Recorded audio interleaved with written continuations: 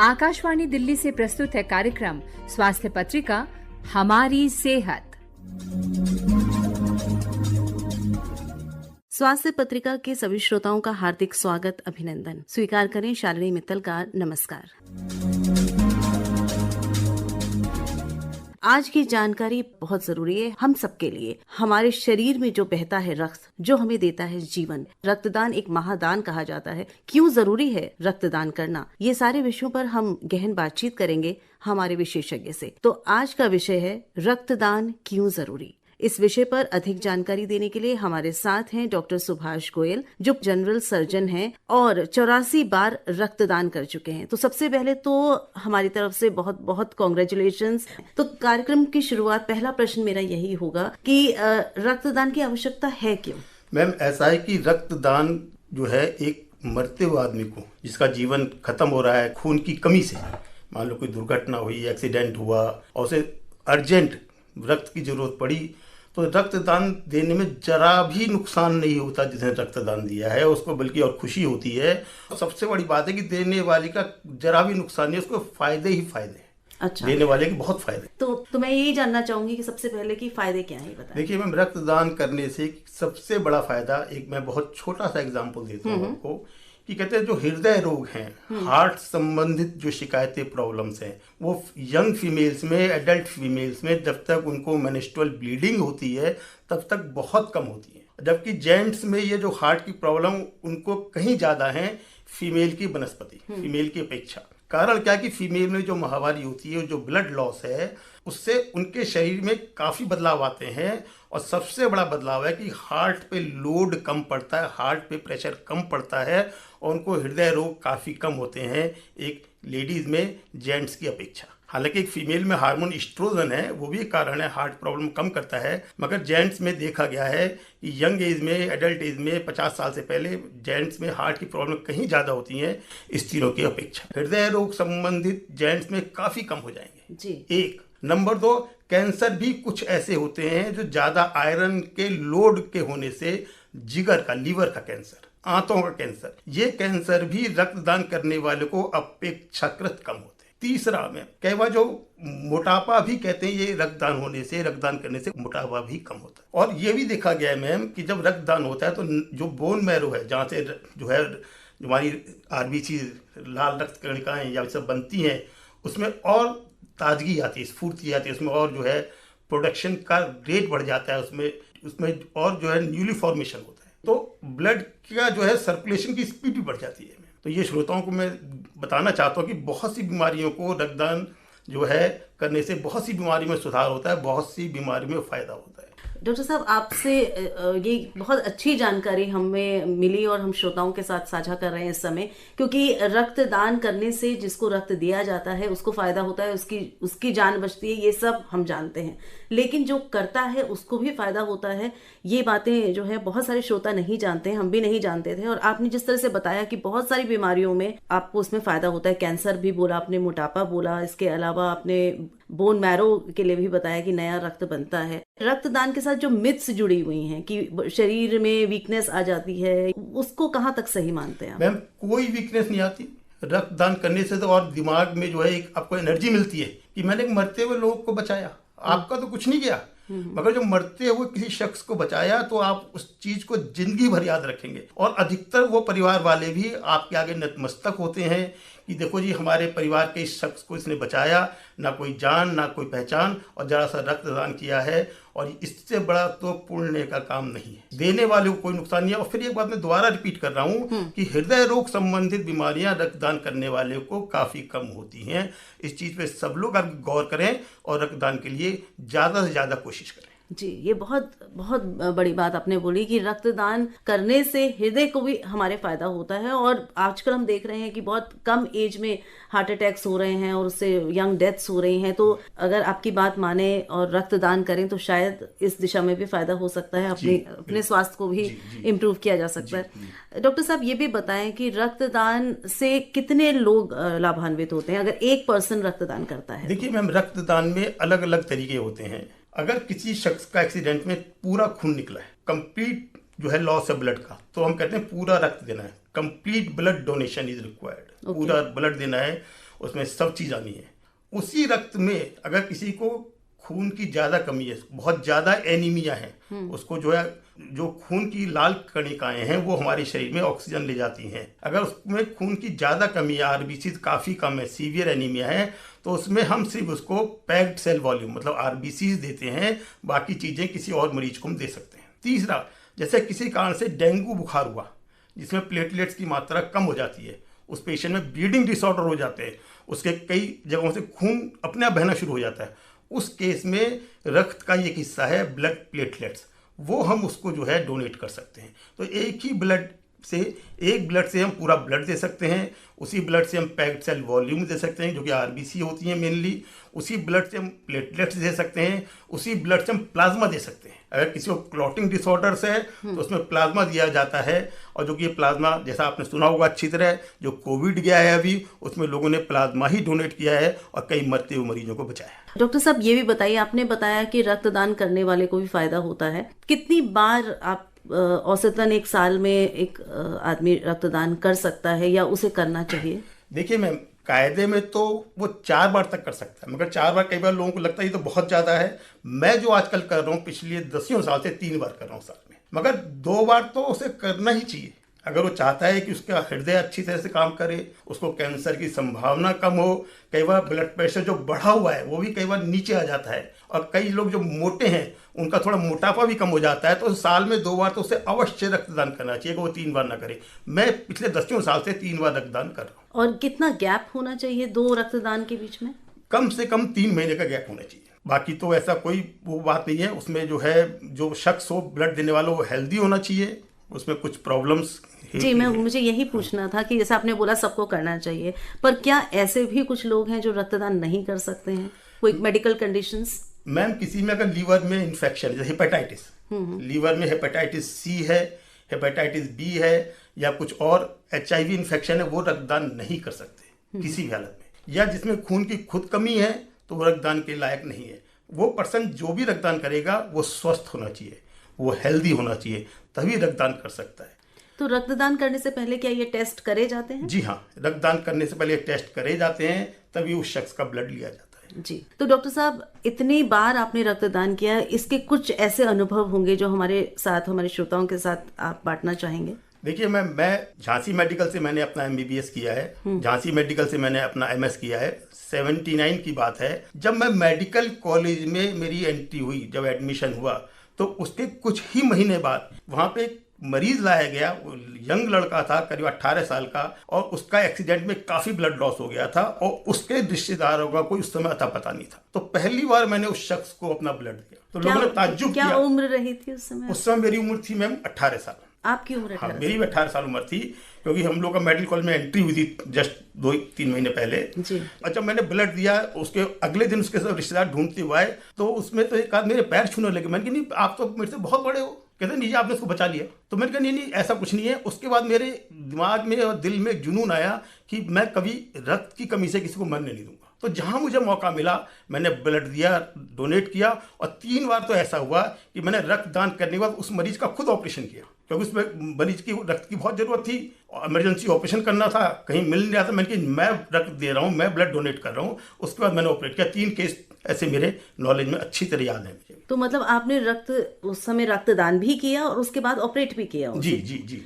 तो डॉक्टर साहब, सुनते तो ये हैं, जैसे अभी मैंने शुरू में भी कहा था कि वीकनेस होती है कुछ देर के लिए, या 1 दिन के लिए, 2 दिन के लिए, तो आपने इस तरह की कोई स्थिति नहीं है? मैम, ये वीकनेस सिर्फ सोच की है, साइकोलॉजिकल है, कोई वीकनेस नहीं होती। आप रक्तदान करें, थोड़ा पहले अच्छी तरह से कुछ खा लें और थोड़ा सा उसके बाद कुछ ले लें, दूध है, जूस है, कुछ तरह से ले लें, तो कोई कहीं वीकनेस फील नहीं होगी। मुश्किल से 10-15 मिनट का खेल है और कुछ नहीं है, कोई टेंशन नहीं, कोई वीकनेस नहीं, और आपको दिल को बहुत तसल्ली होगी कि आप कितना बड़ा आपने काम किया है। डॉक्टर साहब, ये भी बताइए, आपने इतनी बार रक्तदान किया, क्या प्रोसीजर होता है रक्तदान जब एक कोई रक्तदान करना चाहता है? हमारे बहुत सारे श्रोता होंगे, ये कार्यक्रम सुन के मोटिवेट हो रहे होंगे, वो भी रक्तदान करना चाह रहे होंगे, तो किस तरह से अप्रोच करें, कहाँ जाएं, और क्या प्रोसीजर होता है, कितना समय लगता है? देखिए, रक्तदान के तो आजकल बहुत जगह जो है इस तरह के बैंक खुले हुए हैं, जो कि रक्तदान आपका ले लेंगे आराम से, कोई दिक्कत नहीं आती उनको। और इसके लिए बस ये है कि बहुत ज़्यादा खाली पेट नहीं होना चाहिए।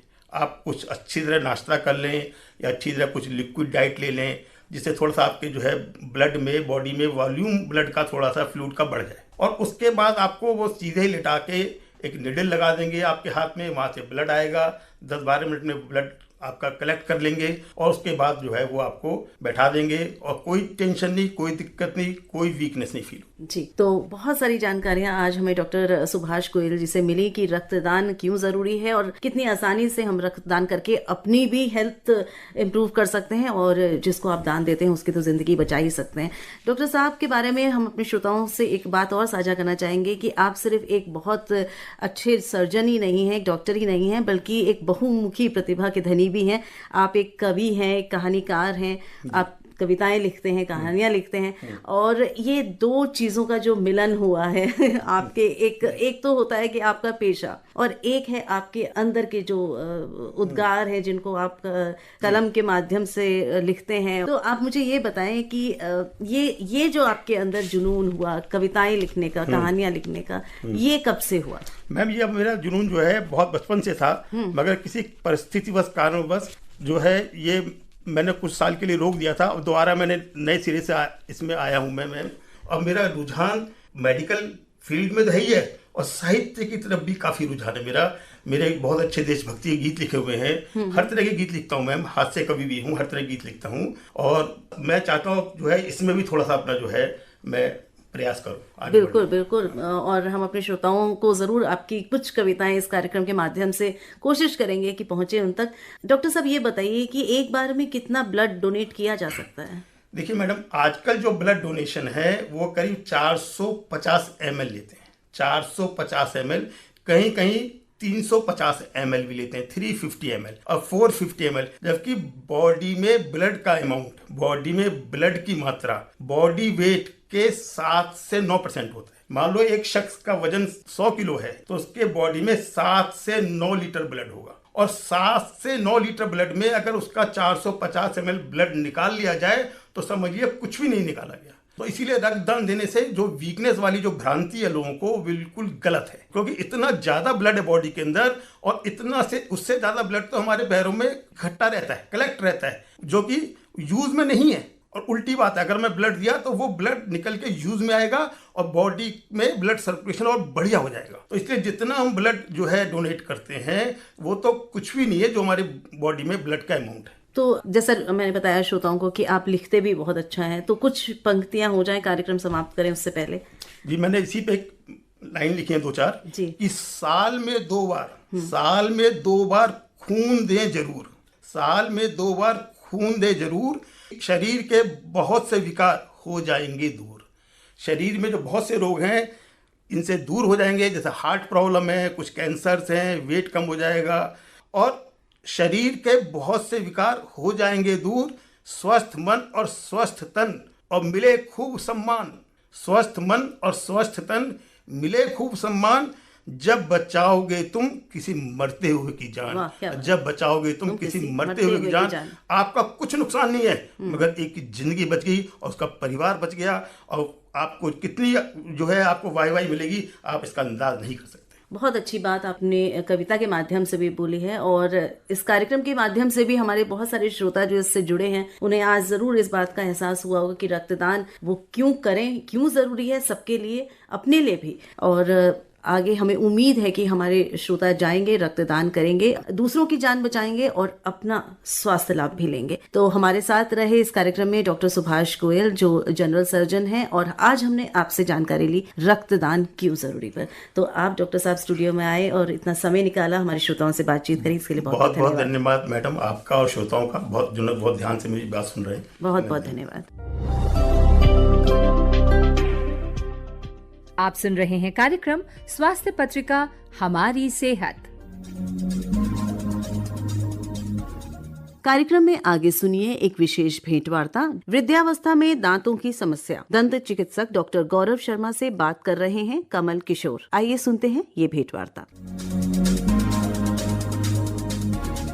नमस्कार दोस्तों, हमारे चेहरे से ही काफी हद तक हमारे व्यक्तित्व की झलक मिल जाती है और चेहरे की सुंदरता या व्यक्तित्व के लिए हमारे दांतों की अहम भूमिका होती है। मगर हमारे दांतों में उम्र के साथ कई कारणों से बदलाव होते हैं और बढ़ती उम्र में दांतों का खास ख्याल भी रखना जरूरी हो जाता है। मसूड़े कमजोर होने लगते हैं, दांत टूटने लगते हैं और भी कई सारी बीमारियां होने लगती हैं। सांसों से कई बार बदबू भी आने लगती है। हो सकता है कि ये दांतों से हो सकता है, दांतों की परेशानी से हो सकती है। आइए इन सब के विषय में हम विस्तार से जानकारियां लेते हैं, क्योंकि हमारे साथ हमारे स्टूडियो में मौजूद हैं डॉक्टर गौरव शर्मा जी। आप सीनियर कंसल्टेंट हैं रामाकृष्ण मिशन हॉस्पिटल, करोल बाग, नई दिल्ली में। आप डेंटिस्ट्री और ओरल मैक्सिलोफेशियल सर्जरी में सिद्धस्थ हैं, आप पारंगत हैं, आप स्पेशलिस्ट हैं। डॉक्टर साहब, आपका हमारे स्टूडियो में स्वागत है। नमस्कार। बहुत बहुत धन्यवाद। डॉक्टर साहब, हर कोई चाहता है कि एक चमकदार दांत हो, मजबूत दांत हो, अच्छे दांत हो, लेकिन ये संभव कई बार नहीं हो पाता है। और वास्तव में समस्याओं की बात करें तो ये जो समस्या होती है वो कब से शुरू हो जाती है? ज्यादातर दांतों की समस्या बढ़ती उम्र के साथ ही बढ़ती हैं, पर जनरली जो दांतों की समस्याएं वो पैदा होने के साथ भी शुरू हो सकती हैं। कई बार हमारे पास नवजात बच्चे आते हैं जिनके नीचे के दांत पहले से ही इरप्ट हो जाते हैं, निकल जाते हैं। ब्रेस्ट फीडिंग में मदर्स को तकलीफ होती है। आगे बढ़ते हुए जैसे दूध के दांत आते हैं, दूध के दांतों में कीड़ा लगना, आगे के दांतों में कई बार हमें नर्सिंग बॉटल केरीज के मरीज मिलते हैं। उनके अंदर क्या होता है, आगे के दांतों में सड़न कॉज हो जाती है। जनरली जैसे बच्चे दूध पीते हैं और उसी टाइम सो जाते हैं, दूध मीठा होता है, तो जनरली हम उन्हें एडवाइस करते हैं कि आप एक सिप पानी पी के सोएं। उसके बाद में जब एडोलेसेंस आती है, 20-21 साल, लगभग 15 साल के बाद थर्ड मोलर्स इरप्ट होने लगते हैं। और यंग बच्चे जो होते हैं वो अपनी लुक्स के बारे में काफी कंसर्न हो जाते हैं। ऑर्थोडोंटिक ट्रीटमेंट्स के लिए हमारे पास आते हैं, थर्ड मोलर एक्सट्रैक्शंस यानी कि अक्ल दाढ़ को निकलवाने के लिए। उसके बाद में जैसे जैसे उम्र बढ़ती है, अलग अलग शिकायतें, जैसे दांतों में सड़न, जिनके लिए विभिन्न इलाज हैं। दांतों का खो जाना कई कारणों से हो सकता है, चोट लगने से, पायरिया से, सड़न से, उनकी रिप्लेसमेंट के लिए। डॉक्टर साहब, कई बार ये देखा जाता है कि किसी और भी बीमारी के कारण बढ़ती उम्र में दांतों का खराब होना, मसूड़ों का खराब होना या फिर दांतों में किसी प्रकार की बीमारी हो जाती है। तो ये कौन कौन सी ऐसी बातें हैं, कौन कौन सी ऐसी बीमारियां हैं जिनका असर हमारे दांतों में यानी कि बढ़ती उम्र के लोगों में, व्यक्तियों में देखने को मिलता है? विभिन्न प्रकार की बीमारियां हैं, सबके बारे में इस समय बताना तो संभव नहीं होगा, लेकिन कुछ मुख्य बीमारियों के बारे में मैं आपको बताता हूं। जैसे डायबिटीज, बढ़ती डायबिटीज के साथ, बढ़ती उम्र के साथ में पायरिया, जिसको लेमन लैंग्वेज में पायरिया बोलते हैं, हमारी भाषा में उसको क्रॉनिक जनरलाइज्ड पेरियोडोंटाइटिस बोलते हैं। उनमें दांतों का ढीला होना, कई लोग कैंसर के लिए रेडिएशन थेरेपी और अलग अलग विभिन्न दवाइयों का प्रयोग करते हैं, जिसके कारण जो है हमारी हड्डियों के अंदर चेंजेस आने लग जाते हैं। और कई दवाइयां होती हैं, कई ब्लड प्रेशर की दवाइयां हैं और विभिन्न दवाइयां हैं, जिनके कारण हमारे मुंह के अंदर सलाइवा प्रोडक्शन यानी कि थूक बनना कम हो जाता है, जिसके कारण अपने आप जो दांतों को साफ होने की प्रणाली होती है वो डिस्टर्ब हो जाती है या प्रॉब्लमैटिक हो जाती है। तो इन विभिन्न बीमारियों के कारण और अलग अलग दवाओं के कारण कई बार बीमारियां आती हैं। डॉक्टर साहब, जब ऐसी बीमारियां आती हैं, लोग तो कई प्रकार के उपाय करने लगते हैं। पता चलता है कि कोई दांतों को साफ करने के लिए व्हाइटनिंग का यूज करते हैं और भी कई प्रकार की दवाइयों का इस्तेमाल करने लग जाते हैं। कुछ लोग ये हैं कि इम्प्लांट कराना चाहते हैं, तो इसमें इम्प्लांटेशन का क्या रोल होता है? ये किस प्रकार से मददगार साबित हो सकता है अगर किसी का दांत कमजोर हो गया है, टूट गए हैं तो? इम्प्लांट को साधारण भाषा में मैं आपको एक टाइटेनियम का बायो इंजीनियर्ड स्क्रू बताऊंगा। इस स्क्रू की खास प्रॉपर्टी होती है, हड्डी के साथ ऑस्टियो इंटीग्रेट कर जाता है। अगेन लेमैन भाषा में आप कह सकते हैं कि हड्डी और टाइटेनियम दोनों एक दूसरे से प्यार करते हैं और जुड़ जाते हैं। बट हाउएवर जब आप इलेक्ट्रॉन माइक्रोस्कोप के नीचे देखते हैं तो वो बहुत करीब एक दूसरे के पास आ जाते हैं। तो जनरली इम्प्लांट्स दो प्रकार के होते हैं, एक होते हैं सिंगल स्टेज 1 पीस इम्प्लांट्स और 2 स्टेज एंडोशियस इम्प्लांट्स। तो 2 स्टेज इम्प्लांट जो है ओरिजिनल थॉट प्रोसेस है, जिसके अंदर इम्प्लांट को हड्डी के अंदर जो है प्रॉपरली एक डॉक्टर जो है क्वालिफाइड डॉक्टर ऑस्टियोटमी करके यानी कि हड्डी के अंदर जगह बना के उसको डालता है। उसके बाद 3 महीने के लिए रुकता है। 3 महीने के पश्चात जब वो हड्डी के साथ ऑस्टियो इंटीग्रेट हो जाता है, उसके ऊपर उसका सेकंड पीस या उसको अबटमेंट कहते हैं लगा के इम्प्रेशंस लेके अलग अलग तरीकों से क्राउन्स लगाते हैं और जिससे पेशेंट खा पी पाता है। दूसरा तरीका होता है single piece implants and immediate loading implants. इनके अंदर पेशेंट आता है और जनरली उनको हम 72 घंटों के अंदर दान दे पाते हैं। इम्प्लांट्स डालने से पहले ये सुनिश्चित करना बहुत जरूरी है कि पेशेंट के जो बोन अवेलेबिलिटी है, जो हड्डी की जो है हमारे पास है, क्या वो एडिक्वेट है, उसकी लंबाई चौड़ाई, क्या उसकी डेंसिटी अच्छी है, क्या पेशेंट एक गुड कैंडिडेट है इम्प्लांट्स के लिए, या इसको सुनिश्चित करने के लिए कई टेस्ट होते हैं। एक टेस्ट है उसको बोलते हैं हम CBCT, कोन बीम CT स्कैन। ये एक स्पेशलाइज सीटी स्कैन है जिसके द्वारा हम इसको जान सकते हैं। डॉक्टर, बढ़ती उम्र में ज्यादातर ये देखा जाता है कि पायरिया की समस्या बढ़ती रहती है, तो इसके लिए क्या उपाय करें, कैसे इससे बचाव करें, और जब हो जाए तो इसका क्या इलाज है? पायरिया का पहले तो बचाव के लिए बहुत सिंपल है, proper adequate oral hygiene maintain करें। ओरल हाइजीन का मतलब ये नहीं है कि हम सिर्फ जो है दांतों को घिसने लग जाएं। ओरल हाइजीन का पार्ट दांत और उसके नीचे जो पेरिडोंशियम है यानी कि गम्स और उससे रिलेटेड हड्डी, उसका भी ध्यान रखना है। उसके लिए 2 बार दिन में ब्रशिंग, फ्लॉसिंग एंड जो है हर बार खाना खाने के बाद में कुल्ला करना, ये सब कुछ करना जरूरी है। इसके अतिरिक्त डेंटिस्ट के पास जो है रेगुलर विजिट्स पे जाना, और जैसे भी आपको जब भी दांतों की सफाई की जरूरत हो, स्केलिंग की जरूरत हो, साल में 1 बार या 2 बार जैसा आपका डेंटिस्ट डिसाइड करे, डेफिनेटली आपको ये कराना चाहिए। तो डॉक्टर साहब, ये जो स्केलिंग वाली जो बात है, इसमें किसी प्रकार की कोई परेशानी? स्केलिंग कराने में कोई किसी प्रकार की परेशानी नहीं है, लेकिन जब आवश्यकता हो तभी करानी चाहिए। जी डॉक्टर साहब, और एक कॉमन लोगों से सुनाई देता है कि जब ब्रिजिंग की बात होती है तो वो किस प्रकार हो सकता है डॉक्टर साहब, खासकर जब बढ़ती उम्र के लोगों के लिए क्या ये आवश्यक है?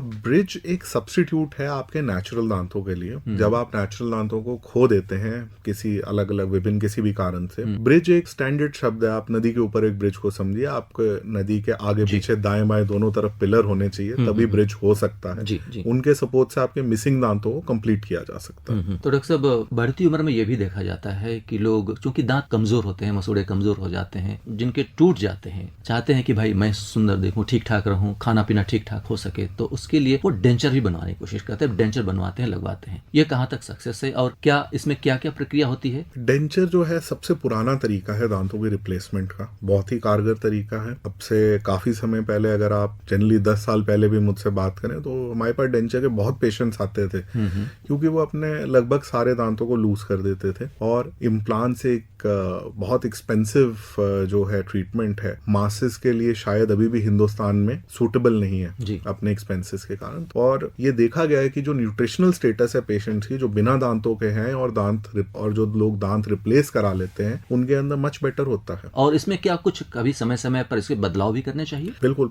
डेंचर का भी जैसे दांतों का ध्यान रखते हैं वैसे डेंचर का भी ध्यान रखना होता है। सोते टाइम उतारना होता है, उसको जो है डेंचर ब्रशेज और पेस्ट से जो है क्लीन करना होता है। आपका डेंचर लूज होता है, इल फिटिंग होता है, आपको चुभने लगता है, तो आपको अपने डेंटिस्ट से जाना चाहिए। कई बार उनको रिपेयर किया जाता है, कई बार उनको रिप्लेस किया जाता है, कई बार डेंचर के ओवर यूज या रेगुलर यूज के कारण भी over a period time denture घिस जाते हैं। अक्सर देखा जाता है कि दांत चटक जाते हैं, यानी कि टूट जाते हैं। कुछ लोग कैपिंग करा लेते हैं, लेकिन वो कैपिंग जो है वो कई बार सक्सेस नहीं होता, निकल जाता है, तो उसके लिए क्या करना चाहिए? देखिए, दांतों के फ्रैक्चर जो है उनको 3 एरियाज में क्लासिफाई किया जा सकता है, इनामल, डेंटिन और पल्प। अगर वो आपके पल्प तक चला जाता है तो जनरली आपको रूट कनाल या ऐसी चीजों की आवश्यकता है। लेकिन अगर वो सुपरफिशियल लेयर आपके इनामल डेंटिन तक है, जहां पे आपका पल्प इफेक्टेड नहीं है, definitely direct capping can be done. Her treatment का सक्सेस एंड फेलियर रेट होता है, लेकिन दे आर वेरी सक्सेसफुल। अगर एक डेंटल प्रोफेशनल आपको बिना रूट कनाल या बिना ऐसी चीज करे आपको सलाह देता है, रेस्टोरेशन, फिलिंग्स की सलाह देता है, तो बहुत अच्छे मटेरियल्स अवेलेबल है आज की डेट में। डॉक्टर साहब, कई बार दांतों को निकालना पड़ता है, निकालते वक्त और निकालने के बाद भी काफी परेशानियों का सामना करना पड़ता है। डॉक्टर साहब, इसके विषय में आप क्या कहना चाहेंगे? दांतों को, जी हाँ बिल्कुल, कई बार निकालना पड़ता है। दांतों को निकालने के पश्चात कई बार समस्याएं भी आती हैं, और दांत निकालने के बाद में डेफिनेटली कुछ ना कुछ डिस्कम्फर्ट पेशेंट को होती है। दांत निकालने के बाद में जनरली एक डेंटिस्ट जो है अपने पेशेंट को सलाह देता है कई चीजों की। हम जनरली पेशेंट को एक रुई दबाने को दांत के अंदर कहते हैं। हम पेशेंट को बताते हैं कि इस रुई को 1 घंटे तक दबा के रखें, जो भी थूका है खूना है सटक लें। 24 घंटे तक नरम ठंडा मुलायम, जैसे कि दूध, दही, दाल, दलिया, खीर, हलवा, खिचड़ी, आइसक्रीम खाने की सलाह देते हैं। 24 घंटे पश्चात हम पेशेंट्स को सजेस्ट करते हैं कि जो भी आप खाना चाहते हैं, गर्म ठंडा जैसा भी आप खाते हैं आप खा सकते हैं। और लगभग 1 हफ्ते तक हम उन्हें सजेस्ट करते हैं गुनगुने पानी में नमक डाल के कुल्ले करें, ताकि घाव साफ रहे। या जो भी पेशेंट के अकॉर्डिंगली जो भी इंस्ट्रक्शंस होती है उनको मॉडिफाई भी करते हैं। कई बार टांके लगते हैं, हफ्ते बाद कटवाने के लिए कहते हैं। अगर इंस्ट्रक्शंस को फॉलो करा जाए तो कॉम्प्लिकेशंस होने के चांसेस बहुत कम होते हैं। लेकिन जो सबसे ज्यादा कॉम्प्लिकेशन होती है उसको हम बोलते हैं ड्राई सॉकेट या फोकल एल्वेओलाइटिस। उसके अंदर पेशेंट को बहुत तेज दर्द होता है, जनरली ये टांके खुल जाने के कारण, या जो क्लॉट या खून का थपका बनता है उसकी डिसलॉजमेंट या उस जगह से हट जाने के कारण ये क्रिएट होता है। उसके लिए हम वीकली पैक्स, मेडिकेशंस भी देते हैं। डॉक्टर साहब, दांतों के विषय में कई सारे मिथ्स भी हैं और उन मिथ्स के कारण लोग गलत दिशा में चले जाते हैं, गलत ट्रीटमेंट करा लेते हैं या खुद भी ट्रीटमेंट करने लग जाते हैं। डॉक्टर साहब, वो जो मिथ्स हैं वो क्या क्या हो सकते हैं और इनका किस प्रकार से समाधान करें या फिर वो चीज ना करें? मेरे पास जो सबसे कॉमन मिथ जब से मैं पढ़ रहा था तब से लेके आज तक, वो ये है कि क्या दांत निकलवाने से, या स्पेसिफिकली कई बार लोग बोलते हैं ऊपर का दांत निकलवाने से क्या आंखें कमजोर हो जाती हैं। तो ये बहुत मेजर मिथ है। कोई लिटरेचर, कोई रिसर्च, कोई भी चीज इसको सपोर्ट नहीं करती। दूसरी मिथ जो सबसे बड़ी मेरे पास आती है उसमें यह है कि क्या दांत साफ कराने से ढीले हो जाते हैं। इस मिथ के अंदर कुछ सच्चाई है, लेकिन है ये मिथ। डॉक्टर साहब, इसमें जो दांत का जो ढीलापन है वो कई बार ये भी होता है कि हम क्या ज्यादा देर तक ब्रश करते रहें तो क्या उसमें भी दांतों में फर्क पड़ सकता है? ब्रशिंग की एक स्पेसिफिक टेक्निक है, वो टेक्निक आपको आपका डेंटिस्ट बता सकता है, या इवन अगर आप गूगल वगैरह में देखें आपको मिले। जब तक कि आपको कुछ स्पेशल सजेस्टेड ना हो, आपको सॉफ्ट या सुपर सॉफ्ट टूथब्रश यूज करना चाहिए, रेगुलर टूथपेस्ट यूज करने चाहिए। कई टूथपेस्ट आते हैं जैसे स्मोकर्स टूथपेस्ट और विभिन्न टाइप के दंत मंजन, जिनके बारे में बहुत बड़े बड़े प्रोमिसेस होते हैं, उनको नहीं यूज करना चाहिए। इंडियन डेंटल एसोसिएशन या किसी रीजनेबल जगह से सर्टिफाइड टूथपेस्ट को यूज करना चाहिए जिनके अंदर एडिक्वेट अमाउंट ऑफ अब्रेसिव यानी कि खुरदरापन हो। स्मोकर्स टूथपेस्ट या कई टूथपेस्ट उनमें बहुत खुरदरापन होता है। जब हम उन्हें यूज करते हैं या हम हार्ड या मीडियम टूथब्रशेस को यूज करने लगते हैं, उस समय पे जो है दांतों का घिसना शुरू हो जाता है। जी हाँ डॉक्टर साहब, ये बैक्टीरियल इन्फेक्शन ये सब जो होते हैं, क्या बढ़ती उम्र के साथ में इनमें कुछ और ज्यादा असर करने लग जाता है क्या? बैक्टीरियल या फंगल इन्फेक्शन, कोई भी इन्फेक्शन हो, उसको कारण चाहिए। बढ़ती उम्र के साथ में लापरवाही भी बढ़ सकती है और छोटी प्रॉब्लम बड़ी भी हो सकती है। अगर एक रीजनेबली हेल्दी आदमी विद अच्छा इम्यून सिस्टम है तो बढ़ती या घटती उम्र के साथ इसका कोई खास लेना देना नहीं है, लेकिन हाँ उस कारण को हटाना जरूरी है। डॉक्टर साहब, कई बार ये भी देखा जाता है कि जो बड़े उम्र के लोग हैं, बुजुर्गों में, वो दांतों का सेंसेशन उनको कुछ कभी कभी ज्यादा होने लगता है। तो ये सेंसेशन जो है इसको किस प्रकार से कम किया जाए, क्या कारण हो सकते हैं? दांतों की सेंसिटिविटी के कई कारण हो सकते हैं, लेकिन बढ़ती उम्र में जो मैं अपनी प्रैक्टिस में सबसे ज्यादा देखता हूँ वो है पायरिया। पायरिया के ट्रीटमेंट के बाद क्या होता है, मैं जो स्केलिंग वाली बात भी बता रहा था, कैलकुलस जम जाता है, लेमैन लैंग्वेज में मैल जम जाती है, पत्थर जम जाते हैं। जब हम उन्हें हटाते हैं तो कई बार पेशेंट को लगता है मेरे दांत सफाई से ढीले हो गए। असल में वो बढ़ते रहते हैं और आपके मसूड़े और हड्डी को धक्का मार के दांतों को कमजोर करते रहते हैं। तो जब हम साफ करते हैं तो जड़ें प्रॉपर्ली एक्सपोज हो जाती है, जिस कारण से वहां पे ठंडा गर्म लगने लगता है। दूसरा मेजर कारण है उमड़ती उम्र के साथ दांतों के यूज या दांतों में एट्रीजन हो जाता है, यानी कि सतह घिस जाती है, जिस कारण से ठंडा गर्म लगता है। इसके लिए हम काफी डेंटिफाइसेस, माउथ वॉशेस और प्रोफेशनल ट्रीटमेंट्स भी देते हैं डिसेंसिटाइज करने के लिए। जी डॉक्टर साहब, चूंकि दांतों का संबंध खाने पीने से होता है, तो इसमें बुजुर्गों को, जो बढ़ती उम्र के लोग हैं, उनको क्या कहना चाहेंगे, उनसे उनको क्या सलाह देना चाहेंगे? देखिए, दांतों का डायरेक्ट रिलेशनशिप खान पान से है। हमारे चेंजिंग खान पान, फास्ट फूड, शुगरी चीजें, कई ड्रिंक्स जो हाई एसिडिक इंडेक्स होता है, उनके कारण हमारे दांतों का जो घुलना है, एनामल का घुलना तेज हो जाता है, या मुंह के अंदर जो बैक्टीरियल एक्टिविटी या माइक्रोबियल एक्टिविटी है वो बढ़ जाती है, जिसके अंदर कीड़ा लगना और वेरियस बढ़ जाते हैं। अगर इनको हम मॉडिफाई कर पाए बहुत अच्छा है। फाइब्रस चीजें खानी चाहिए, शुगरी चीजें